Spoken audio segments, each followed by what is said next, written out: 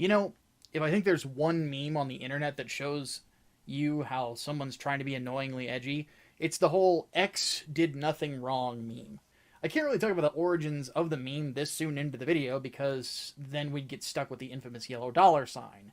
All I can say is that you'll oftentimes find some edgy goofball saying insert villain here did nothing wrong to either make the hottest of hot takes or to be an annoyingly edgy dork on the internet.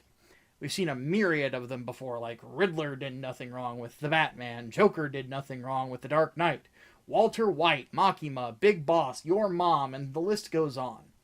However, I think the two that probably get the most traction are two very dastardly subjects of today's video. Griffith from Berserk, and the Principality of Zeon from Mobile Suit Gundam. Here's the question though. Which one of these is the worst one? Now, obviously, I know a lot about Mobile Suit Gundam. I mean, over the last year, my best videos have been my 1-year war series, and clearly have done quite well with views. I'm also very familiar with the ins and outs of how lethal Zeon was, but I need to bring someone into this video who's very familiar with the exploits of Griffith from Berserk. Now, Berserk is one of my favorite manga ever, second only to Devilman, but I do have a buddy of mine who knows it a bit more intimately than I do. Hey, Lolly, that's your cue, dude. Shit. Sorry. Yeah. Where are we at? Okay. Yeah, you could say I know a little bit about Berserk. Alright, yeah, maybe more than a little. Alright, so Micah and I are going to break down the body count and shit that Zeon and Griffith did to become as hated as they are. But we're also going to talk about stuff that kind of makes some people actually question whether or not these guys kind of have a point. Well, I don't think they have a point. Do you? Nah, I hope Griffith gets his comeuppance worse than the Zabi family did, to be honest. To hell with that guy. Okay, yeah. Anyway, we're going to break it down in numbers and talk about the crimes these guys committed and give you an idea of the scope of things. Then we'll talk about who's worse. Well, I guess let's just get started.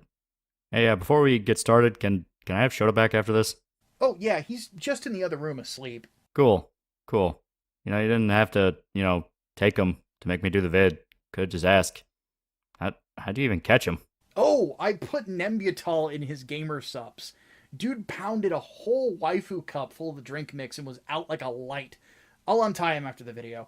No, I mean, you can keep him if you want. Just, make sure you don't feed him after midnight, get him wet, make sure he's able to do multis on Fate, get him a Gogeta statue every now and then.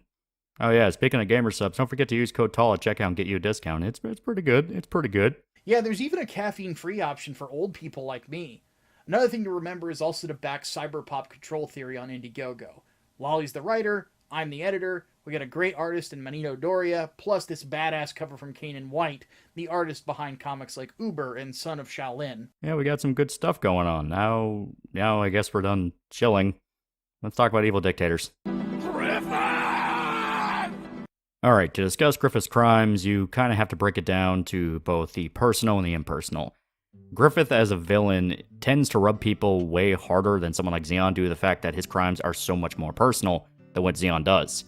Yeah, Zeon's like a genocidal madman and he does a bunch of fucked up shit, but at the same time, it's in large scope ideas. He's killing scores of people instead of very small numbers. And you have that famous Stalin quote, "One death is a tragedy, a million is a statistic." Well, Griffith tends to rub the salt in the wound with the fact that the people he does all these horrible things to were people that were legitimately his friends. That was the entire point of Golden Age. The entire point of Golden Age is building up the relationship between him, Guts, and Casca, and also the bond the Band of the Hawk had. So when you get to the Eclipse where he sacrifices everybody, it is just a massive middle finger to everyone involved. Only taking things even further when he decides to rape Casca right in front of Guts, as one of the ultimate fuck yous that character could have ever received. Which is only exacerbated further when you learn the existence of the Demon Infant. Griffith went so far as to not only rape the love of Guts' life, someone who also worshipped him as well, but also corrupted their unborn child into being a demon. Yeah, it's just one thing after another with the amount of fucked up shit he does with these people. And if you want to get to the impersonal with his macro-sized crimes, you also have the issues of him manipulating the rest of the world, painting himself as basically an antichrist figure, and then bringing upon the merging of the realms. Something that brought the fantasy creatures into reality, which have then since torn the world to pieces and basically focused everybody into either Falconia, Elfhelm, or, as we see now, the Kushan Empire. And right now, Elfhelm is non-existent, and the Kushan Empire is about to be the same. So yeah, as you can see, the crimes of Griffith range from the very small stuff to the very big stuff. Even the preparation for the large-scale crimes also were in itself a large-scale crime, due to the fact that he and the rest of the Kanahan created Ganeshka, a completely psychotic emperor that led his people into a full-scale war of conquest of Midland, which they also ended up doing some pretty horrible things to people, such as mass executions, much more rape, and experimentations with dark magic that created these messed up demon-human hybrids known as the Daka. One thing after another, Griffith is seemingly tied to all these horrible events in Midland. Even before the invasion of the Kushans, you also had the plague, which was implied to be the result of the God Hand, famine, once again implied to be their fault, and just all around, people were miserable. It was a war-torn nation. It was not fun to live there. Hell, his first appearance in Guardians of Desire was him and the rest of the God Hand trying to manipulate the slug count, an already psychotic murderer, into sacrificing his own daughter, dragging her into hell forever so he could resurrect himself as a further enhanced demon. Something that actually has some story implications I might have to cover in my own videos. Yeah, now I think about that. Still, the point is, Griffith at every single step is doing these increasingly depraved and messed up things. Also, he can live out his LARP of being a king. All of reality is now a story he himself is writing and making himself the protagonist of. All he wanted was his kingdom, and he is getting it. And when you break that down, all of his crimes just seem so more messed up and childish. All these people are dying in horrific ways. Also, he could live out his dream of being a king, of being the savior to these people he put into harm's way in the first place. And at the same time, he is still actively tormenting Guts. Yeah, sure, for a while he kind of left him alone, but it became clear later on, it's now almost a personal vendetta. He didn't have to kidnap Casca, he didn't have to drag her back to Falconia or continue to pursue him at every single step, but he's doing it anyway. All because either A, he had the Moonlight Child influence, which is messing with his head, or B, he still feels that pang of connection between him and he wants to punish him for that. All in all, it's just one of those relationships where all you can see is Griffith is kind of a petty asshole. He just can't seem to let it go and needs to rub his victory in Guts' face. Now, this all could be an instrument of causality and fate, where they're just always destined to run into each other until one of them is dead, but I don't know. Some of it absolutely is Griffith's bias. He just can't seem to ignore Guts, and Guts also can't seem to ignore him fully. They're just destined to kill each other. And really, his crimes extend even into Golden Age itself when he was the supposed good guy. I mean, remember, the assassination mission that he sent Guts on, it's pretty heavily implied that Griffith was well aware of the possibility Guts could kill Julius' son, and probably planned on that. Not that Guts intended to kill him, it was a complete accident, but that son would have always been a target in Griffith's eyes, because he was a connection to the royal family. A connection Griffith wanted. He wanted to be the only guy capable of marrying Charlotte, ensuring his possibility of being a king. So even if Guts didn't stab the boy, Griffith was probably gonna have someone kill him anyway. Hell, the scene where it shows the news, where Charlotte's horrified at the fact her uncle and her young cousin were dead, Griffith is smiling. He's not even trying to hide the fact that he is gleeful at the news, because now one of his main adversaries is dead, and one of the competitors for Charlotte is also dead. One of the competitors to the throne once the king was gone is now not a factor, meaning that all that's left is Charlotte and whoever she marries. That being Griffith. Griffith, even as a human, was a very cold and heartless man when he wanted to be. He was capable of doing some downright nefarious shit to people. Of course, he had to do that to survive. But when you take the later context of the eclipse and onwards into account, no. Griffith always had a natural affinity, I guess you could say, to being evil. He was fully capable of being the devil himself. Granted, it's not like Guts is a saint either, but Guts was always honest about who he was. He was a loud, brash barbarian who liked to fight. Griffith had multiple faces. It's hard to say who the real guy even is. You don't even know if he was playing a character when he was talking with Guts or not. Sure, he showed moments where he did genuinely like Guts and liked their connection, but you don't know if that was actual affinity, friendship, or just a possessive desire to control something that is very useful. Guts was one of his top soldiers, a warrior of legendary status. And losing Guts when he decided to leave the Band of the Hawk and go on his own journey caused Griffith to go into a mental spiral, which ended up leading to him being tortured, and we all know what happened from there. So really, Griffith is a matter of you don't even know if he truly liked anyone to begin with. Was he always just a cold and brutal monster that knew how to manipulate people? Or was there a man underneath all of that that just turned evil? That's the interesting thing about Griffith, and that's what makes him so hateable. The idea that he could have been good if he wanted to be, and he just decided he didn't want to be. Sure, the world of Berserk is brutal. It is very unkind to people, especially if they're just innocent bystanders. However, that does not mean it's not possible for you to do the right thing. There are tons of characters that do the right thing and proudly do so. You have Roderick, who is just a good guy. You have Luca, who is just a good person. You have people that are willing to change and redeem themselves and actually fight for the side of good. So knowing that that's there, and that there is the possibility of doing the right thing and it won't immediately kill you, makes what Griffith does all the more painful. He just doesn't care. He just doesn't want to be human. He wants to be evil. He wants to be a demon. And having that factor of choice in there, well, personally, I think that says it. When you knowingly do the wrong thing, knowing it's the wrong thing to do, and you have every chance in the world to not do that, well, you're kind of a dick. Ina, I hate the Zeon. Oh man, this is going to be fun. For anyone who has watched my 1 Year War series, I've made it a habit to go over in detail exactly how many people Zeon was responsible for killing. These guys might be one of the most genocidal factions in all of anime, might even be the most genocidal faction in all of anime, and they are easily one of the most genocidal in all of science fiction. Now, for those of you not familiar with Mobile Suit Gundam, you'd probably think that they've killed millions of people.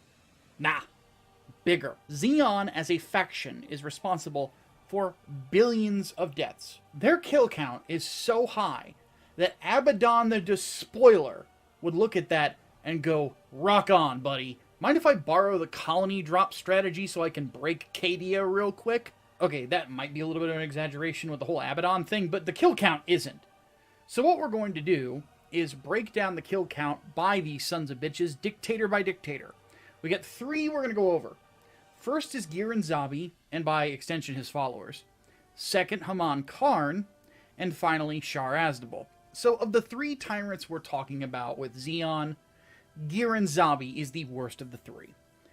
When his father compares him to Adolf Hitler, Giran takes it as a fucking compliment. Then his dad's like, yeah, but Hitler fucking died, lol.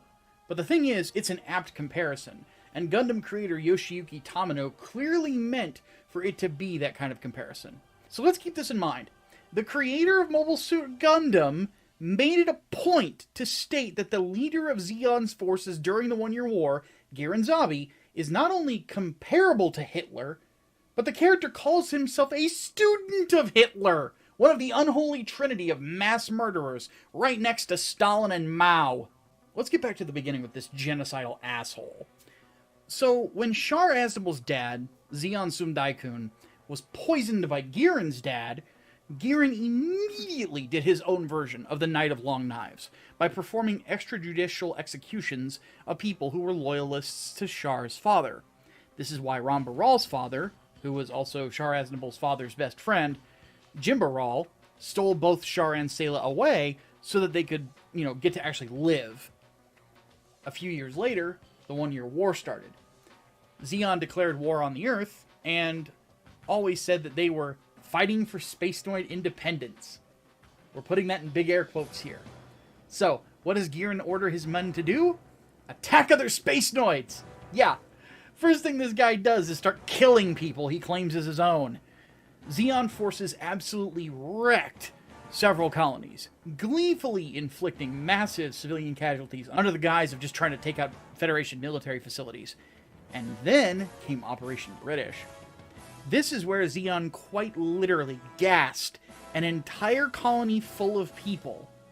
And on top of that, lied to the soldier who fired the bomb, saying it was sleeping gas, effectively making Seema Garahau into a mass murderer when she sure as shit didn't want to be. And on top of that, they tried to drop that colony on Jaburo, which is where Earth Federation HQ was at the time. So even before attacking the Earth, Giran had ordered the deaths of millions of people that he claimed as his own, and was lying to his own forces to cover up the body count. Now, Operation British was technically a failure, in the sense that the colony didn't land on Jaburo, but rather on Sydney, Australia, which of course is a massive city. Even so, it caused a 500-kilometer hole, which is over 300 miles, and created typhoon-level storms in multiple places on Earth, killing even more people. Had it landed on Jaburo, it obviously wouldn't have taken out a major city, maybe, but it could have, because it's still landing in the Americas.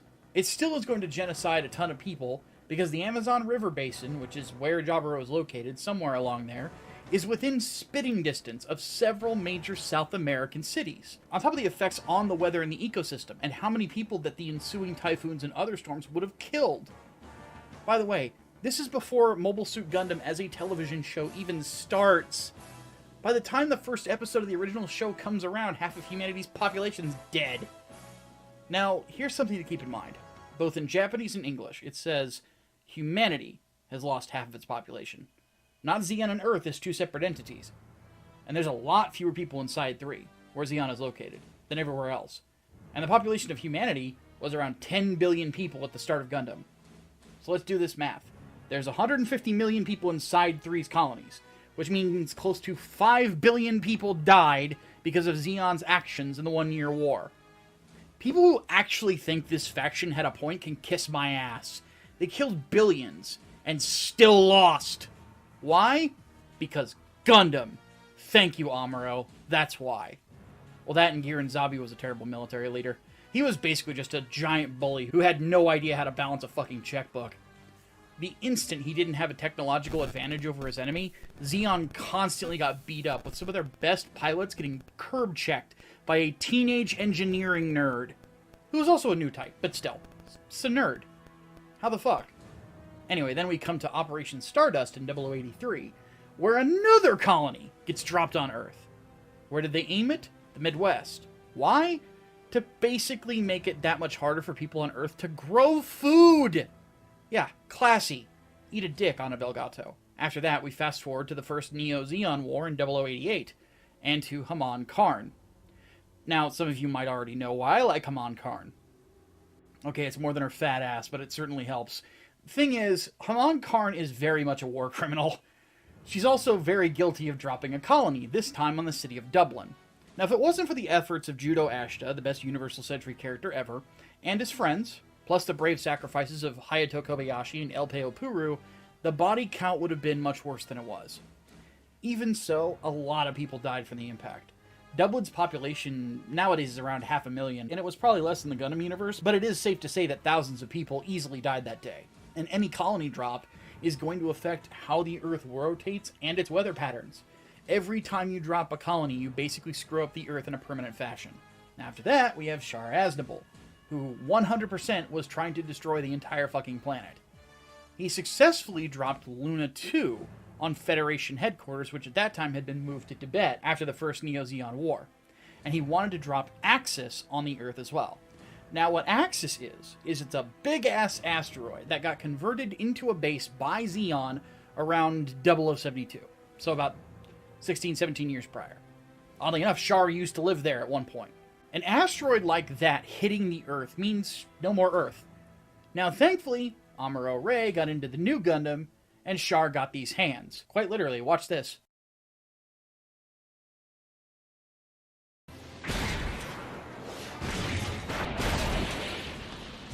Now, that's basically the worst crimes that Zeon would do, but the funny thing to me is that we've got a military faction responsible for the deaths of billions. And everyone seems to think that, like, Light Yagami or Alucard from Hellsing have the biggest kill counts in anime. Bitch, please. The fact of the matter is that I honestly believe that when it comes to today's topic of who is worse when it comes to Zeon or Griffith, much as I hate Griffith, Zeon certainly takes the cake for who has the higher body count and the bigger effect on humanity. But who is actually worse? Well, Loli and I are going to get together for a bit and see who really is the creme de la creme of being a pile of shit. It's official. You suck. After taking a little bit of time from both of us to talk about some of the worst motherfuckers that have, come out of Japanese fiction, Jesus Christ, these people kill a lot of human beings. Yeah, I'm noticing a theme there. Not a lot of preservation of human life. Yeah, this is an interesting question. When, like, the whole theme of this video was brought up to somebody, or from somebody in one of my live streams, just asked the question, who's worse, Griffith or Zeon? I couldn't really answer. Because there's so many factors. Yeah, there's a lot to think about, and especially with how those stories are and the scale they operate off of, it is legitimately a question that can get kind of complicated. Yeah, I think a lot of it comes down to like what's um how you consider like worse. And because I almost feel like there's a difference between who could be considered objectively worse in regards to body count and who you personally hate more. Yeah, it's a very big factor with villains. A very common trope that you may see come up time and time again. I know naming trope is kind of one of those like really Reddit things, but you know, tropes are story devices. They're literal story devices. But you have the moral event horizon where a character does something so despicable that they are just completely irredeemable in the eyes of the story and the audience. And funny enough, both characters basically end up doing that. Oh yeah, because like with Zeon, the one thing that's kind of interesting is like I don't know how many years Berserk takes to get from. It's like 4 or 5 years, right? From like the end of the Golden Age arc to about where we are now.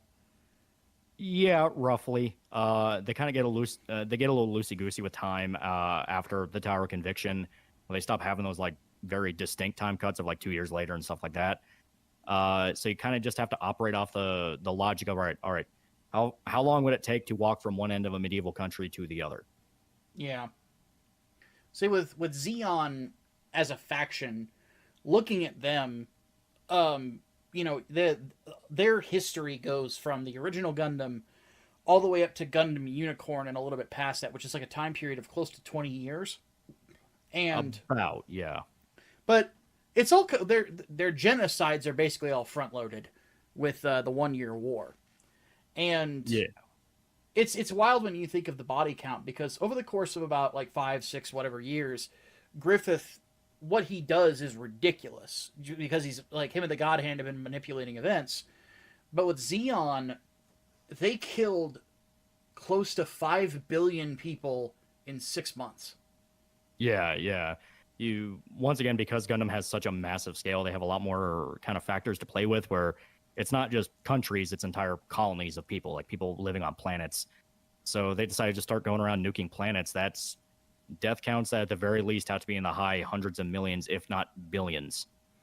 Yeah, like it's just one of those things where, not to mention like Griffith. I think Griffith's idea is a little bit different because my whole thought has been that because he wants a kingdom to rule, he's not one of those.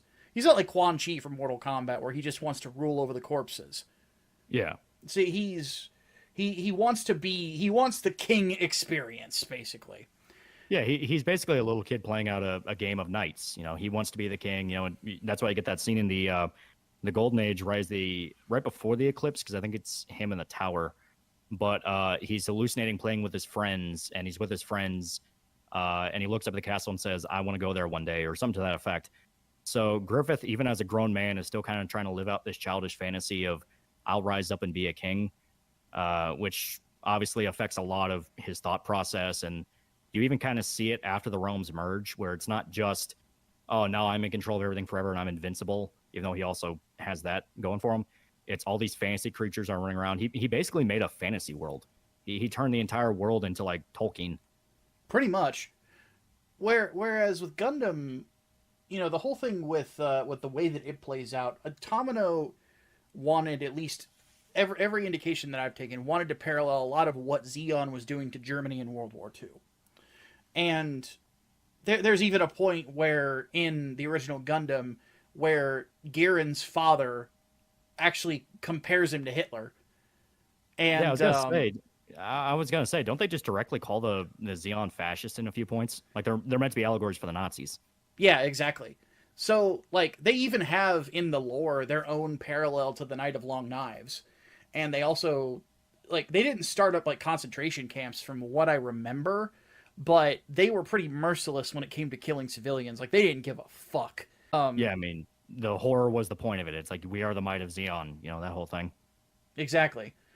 So that's kind of like where like so I guess when it comes to body count, it's really hard. I don't in anime to top the amount of people that Zeon killed, because Zeon, the Side 3 colony cluster, which that is what Zeon is comprised of like maybe 3 or 4 colonies. About it's a few million people, I think. It's like 5 million, 6 million, something like that. Which, they're weirdly small for what they're able to do. yeah. Whereas they are, like, humanity at the time of Gundam is 10 billion people. And the very first episode of Mobile Suit Gundam tells you that half the human population's dead. Yeah, like, overall. purely dead by war. It wasn't by like aliens or anything like that. Like people killed each other. Yeah. The big one, of course, being the colony drop and all that shit. But so it's hard to touch that. I think is there. Now, I'm obviously not as well versed on anime as you are, but can you think of any other faction that has killed that many people? Well, that's where you get into a lot of like the kind of space age mecha stories, you know, because there's a lot of Gundam offshoots, not just Gundam spinoffs, but you know, people that were trying to replicate Gundam, do their own version of Gundam, that whole thing. I think some of the spinoffs to God, what was the fucking name of it? I'm blanking on the name. The one where like the idols where they like sing and you have the mecha fights. Macross. God. Macross, yeah. I think some spin-offs of Macross also kind of try to lean into a little bit of like space post-apocalypse where humanity kind of ripped each other apart. You have Vodums where humanity's in a very bad place and they're just getting off a war that was like 100 years old and it's about to kick back up again. So it's one of those of like when you get into like that high-scale mecha, everyone's kind of trying to outdo each other with body count. But with like Gundam in particular, there's always such a heavy feeling to that body count. Especially when you get into something like IBO, where it doesn't just kill a bunch of people. Each death hurts. Where like half the cast is dead by the end, and you feel everyone. And it's like, oh god. Yeah, it's a. I think that's sort of like the big difference between Griffith and Zeon, because with it, like, it annoys me being a Gundam fan whenever the people do the whole Zeon did nothing wrong, because that sort of edgy shit. It annoys me because there are people that actually do believe that Zeon did nothing wrong because they were fighting for independence, quote unquote. Which I think about that and I'm like, why the fuck do you need to drop a colony on a planet for independence exactly? Yeah, it's like no. I mean, the shitposts are funny, but it is one of those where it's like, no, they're the bad guys. They're the bad guys of the story. Once again, I know some spinoffs try to flesh out Zeon a little bit more. They're not always the bad guys in certain timelines or certain stories. But original Gundam in particular, they are directly meant to be like, they're like stormtroopers. They are just faceless totalitarianism that just wants to oppress everybody else. And them killing so many people is kind of meant to be that like blunt stick going against your head over and over again. These are the bad guys. These are the bad guys. They don't care about human life. Which obviously for someone like Tamino, who is very anti-war, yeah, that's a big sign that they're the bad guy. Yeah. Whereas with Griffith, it's interesting because we were talking about before we started the recording. Griffith killed a lot less people than Zeon ever did, but yeah, you kind of want to take your hand and like rip his eyes out because of the shit that he did. Yeah.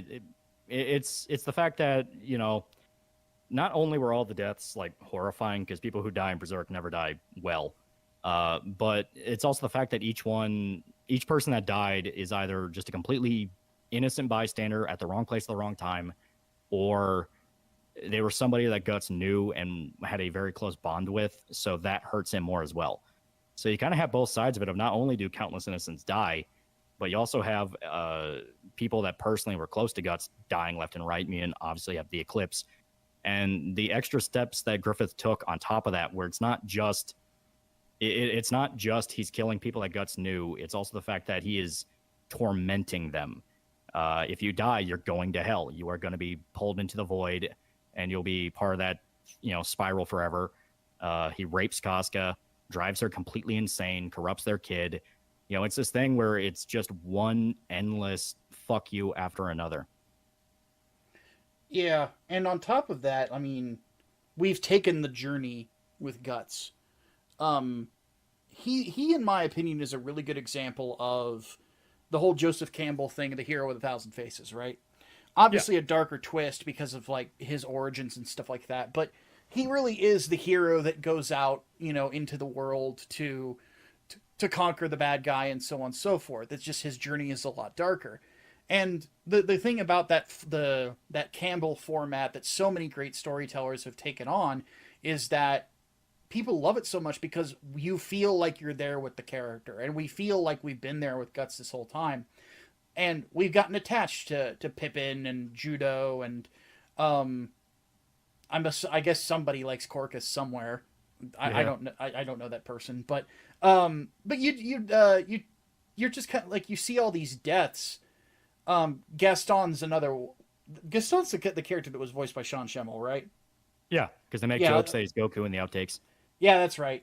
I always forget his name, but yeah, and Gaston dies like one of the worst ones because his head just explodes. Yeah, but like that I think is like the key difference between the two of them is everything that Griffith does feels so fucking personal. Yeah. Whereas with Zeon does not feel that personal at the start, because when you start getting into the lore, because like, you know, you and I both have done lore videos for these respective franchises. You know, we know quite a bit about them, you know, from our own takes on it. With Zeon, a lot of the lore that I got into with my 1 Year War series, I was like pulling from stuff that was never animated. This is all supplementary materials that go over exactly what happened and like the effects of all these things. In the actual anime, when you get the very first episode, it's just something that the narrator says in the opening, is that half of humanity's dead. Yeah. So it's very impersonal. You do see like terrible things happen within Gundam. Like the very first episode is brutal because like one of the Zaku's opens fire on the Federation base that's there in the colony, and dude is just laying down gunfire and blows up a bunch of civilians. Frau Bo like literally basically sees her parents get liquefied because by a giant fucking bullet. You know, it's intense. But it's not. It's like the characters that we follow. We don't really see that sort of brutality that like we saw with the Eclipse.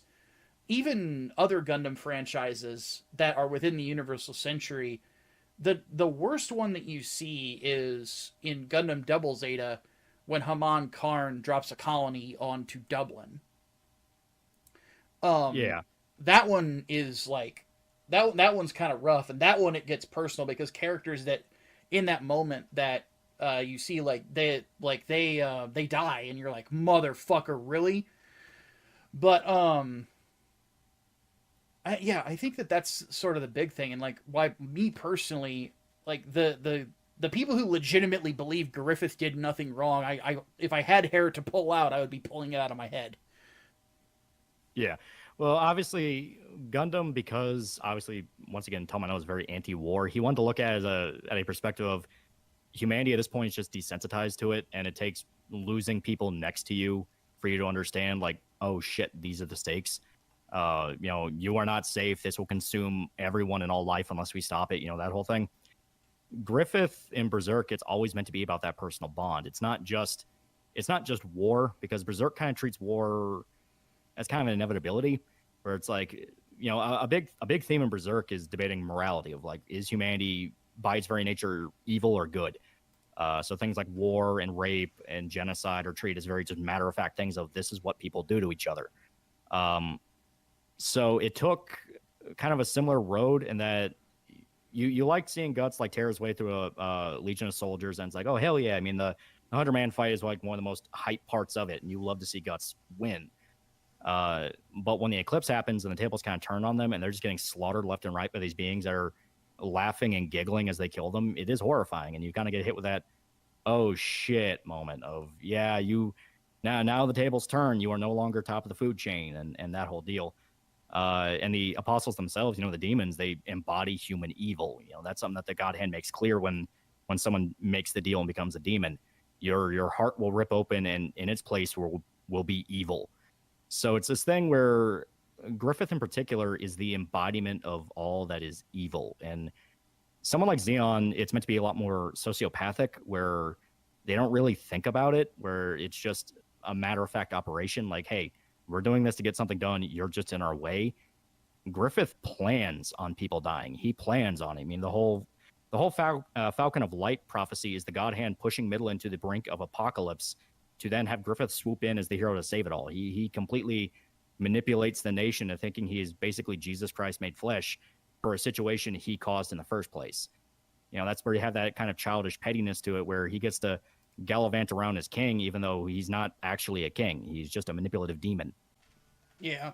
It's just one of those weird things, man, where, again, going back to the initial question, if I had to pick one that's worse, I don't really know if there's... It's basically pick your poison. Yeah. Like, do you like... Do you want to get nuked into oblivion or killed by a typhoon that is the offshoot of a colony dropped on Australia, or possibly stepped on by a giant robot? Or do you want to be raped and eaten by trolls? Or, I guess in the case if you're a woman, you're going to be used as a breeding factory for them. Or for demons in Ganishka's army, or, you know, just whatever the fuck. Any manner of fate worse than death. Yeah. Yeah. And it's one of those of Berserk obviously has that horror bent to it, so it's meant to be horrifying and fucked up. Meanwhile, Este Gundam is a lot more clinical. The horror is about the horrors of war. It's about tearing down civilization, pushing people into positions they never need to be in. You know, family starving, children orphaned. You know, that's the horror. That's the messed up part about it. Berserk's a lot more physical horror. So it's this thing of, I guess if you want to view it as the manner of Berserk at least can rely on the idea of evil to explain everything away, where it's like, hey, everyone's being manipulated by Satan. So it's obviously the world's going to be a lot more messed up than what it could be if people just didn't believe in that. You know, if people weren't guided by this malevolent creature in the depths of the astral realm that's basically been playing history for thousands of years. Meanwhile, Gundam, people can make their choices. They can choose not to kill civilians. They can choose not to go to war. So there's no one to really blame it on beyond they're part of a system they don't want to change, even as all of humanity is slowly petering out. Yeah, it's not like in Berserk, there's not really like somebody within Griffith's army, his Neo Band of the Hawk, that is like a parallel to someone like Ramba Ral, where Ramba Ral was a good guy in a bad military. There's no good guys in the Neo Band of the Hawk. Yeah, it's physically impossible for apostles to deny the orders of Griffith. They are instinctively going to follow him because that's their nature. They're evil. So they will follow the ultimate evil. Now, obviously, the humans, you can make arguments for, but the humans, they're not doing anything wrong. They're just fighting the enemy. They went to war with the Kushans who were trying to genocide them. So the humans, they don't think they're the bad guy at all. And everything we've seen of them, they're not the bad guy. They're just following this guy that's saving their world. They're unaware of everything Griffith's doing. And it's hard to say how they're going to respond to finding out that they've been manipulated this whole fucking time. Well, we'll have to see what, you know, Mori and the rest of the team that's working on Berserk right now, what they do with it, which we're starting to get chapters more often, which is awesome. Yeah. Supposedly supposedly the new one is finished and they're editing it now, so could be in the next few months. God, I would absolutely love to get more than like 2 chapters a year. That would be amazing. Yeah, that would be nice. So yeah. So I think that, just the conclusion is fuck both of them. Just fuck Zeon, fuck Griffith. Who do you like more? Do you like Nazis or the devil? Because that's basically your choice here. Pretty much. Like, it's... I will say, though, and this is one thing that is kind of interesting, because we're talking about one franchise that's like 50 years old at this point, another one that's... Berserk started in, what, 80-something? 89. 89. So, God, I was 4 years old when Berserk started. That's wild. Like, it's... We've got franchises been around for decades. One thing that I have to say is these are 2 of my favorites of all time. I love Berserk. It's not my favorite manga. My favorite's Devilman, but Berserk is very close behind it. And then, of course, Gundam is, like, my favorite anime franchise. So... Berserk is basically just the off-child of Devilman. Yeah, pretty much. The one thing that I always tell people is, like, you really can't beat old school stories like Gundam, like Berserk, because in a lot of ways they're the last bastions of having truly deplorable villains. Yeah. I mean, people make jokes all the time of like, oh, they're gonna pull a Guts for Goods Griffith at the end thing, but no, none of the recent chapters point to that at all. Like they're doubling down on it. And more than that, it's just the morality of the era they came from. I mean, Gundam was the 70s, so that was when manga was starting to dip into kind of more mature storytelling. They want to explore the idea of like, what if you ran into this faction that is just irredeemable and they will just do the worst things possible to you? Berserk was inspired by very old school pulp fantasy. I mean, I say that, and you also had stuff like Devilman, Fist of the North Star, and all that. But Conan the Barbarian, a little bit of Solomon Kane, this and that. You can definitely feel Robert E. Howard is mixed in there somewhere. Oh yeah. Yeah. And it's this thing where their manner of looking at things and their manner of judging things comes down to basically what their inspirations are. Tomino wanted to tell a war story, a very large scale thing. It's almost kind of like All Quiet on the Western Front, where it's not really about the protagonist per se. It's about the protagonist as he journeys with this group as they're fighting this war. Berserk, as stated, very much a protagonist-driven story. It is Guts' journey. It is him. So everything is painted by his perspective, his view on things, and his morality. Berserk actually treats Guts killing very, very matter-of-factly. Like, he is a warrior. That's what he does. He fights. He's like Conan. He just kills because that is what you do in this setting. You kill. Gundam makes the act of killing a very heavy thing for people because not everybody can be a soldier. They're scared people. There's civilians. There's kids who join up thinking they're going to be a badass. Then they run into their first battle and they piss themselves. That whole thing. Yeah, there's literally, in the final battles of Gundam, at the Battle of Awaku, there are literally, like, because both Zeon and the Federation near the end of the war both fielded child soldiers, and like there are children in like high-end mobile suits crying for mommy because they're afraid to die. Like, yeah, it gets very brutal well, you wouldn't think that a series that came out in 1979 would be as brutal as it is, but Gundam is, So, but yeah, the one thing that I just tell people all the time, man, is like, if you're gonna if you think that some of the stuff that you see nowadays is good, you really ought to go read the old school stuff because it's way better. Gundam and Berserk are they're two of my biggest recommendations to people because you're gonna get the only villain that I think like has come out that is the caliber of some of the villains in these franchises in the world of manga lately was Makima. So, yeah, I can see it. but that's just my thoughts on it. But I think that kind of brings us to the end of our little discussion here. So before we take off, the last thing to note for those of you, we owe everybody out there a big thank you for Cyberpop doing as well as it has in regards to the amount of money that it's brought in. We closed out at over $30,000. That ain't bad. Not bad at all. Yeah. So for those of you out there who would like to get it, obviously Lolly here is the creator. I'm the editor on the book, and we're coming. The book is coming along great. If you haven't picked up a copy yet, you've still got the chance because the book is in demand over on Indiegogo, and yeah, everything else. Like if you haven't subscribed to either of our channels at this point, you should do so. We try to make sure that everybody's having fun with the videos that we do. Anything else I'm missing? At the moment, I think we got everything. I guess we can clarify real quick. Yeah, the comic is in demand, meaning that all the big perks are gone, but you're still able to like get copies if you're interested. And just so you know, this is not just going to be a one and done thing. There is a lot more planned under the hood here. I may have some more drafts at the ready and cool stuff to show off to people. Yep. So we plan on doing this for a good long while, folks. Oh yeah. So with that said, I really have nothing else to say. Like, share, subscribe, all that fun stuff, and we will see you guys next time. Yep.